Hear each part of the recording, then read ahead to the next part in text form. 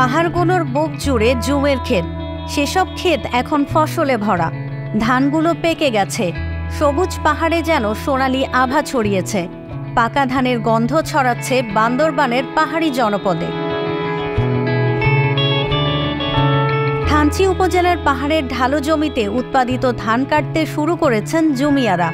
জুমেতে শুধু ধানই হয় না, ধানের পাশে মিষ্টি কুমড়া, ভুট্টা, মারফা, চিনাল, তিল, মরিচ সহ নানা ফসল হয়। উৎসবমুখর পরিবেশে পরিবার ও প্রতিবেশীদের নিয়ে ধান ও সবজি সংগ্রহ করছেন জুম চাষিরা। জুমের মধ্যে ধান, সর্বপ্রথমে ধান, তারপরে ভুট্টা, মিষ্টি কুমড়া, সাদা কুমড়া, মারফা, ঝিঙ্গা, বরবটি, ঢেঁড়স এইসব কিছু পাওয়া যায়। প্রতি বছর নভেম্বর-ডিসেম্বর মাসে জুমের জায়গা নির্ধারণ করা হয়।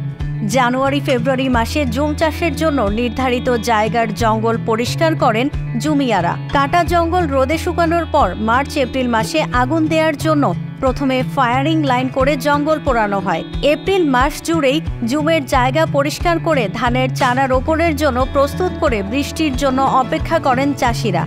শ্রমের বিনিময়ে ধান কাটতে আসছি, এখানে শেষ হলে আমার জমে যাবে ধান কাটার জন্য। বৃষ্টি হলেই জুমের জায়গায় ধান সহ অন্যান্য ফসল রোপণ করা হয়।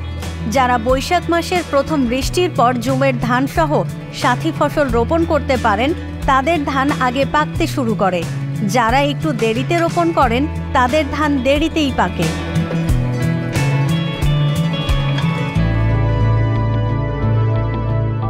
আগস্ট মাসের শেষে অথবা সেপ্টেম্বরের প্রথম দিকে জুমের ধান কাটা শুরু হয়। সেপ্টেম্বর-অক্টোবর পর্যন্ত জুমের ধান কাটা, মাড়াই ও শুকানোর প্রক্রিয়া চলে।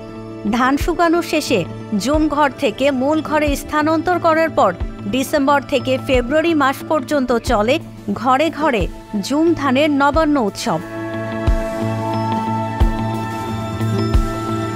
বান্দরবান থেকে চাইমং মারমার তথ্য ও ভিডিও নিয়ে রিপোর্ট risingBD.com।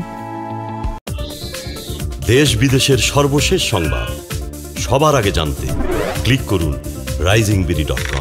প্রতি মুহূর্তের খবর অনলাইনে।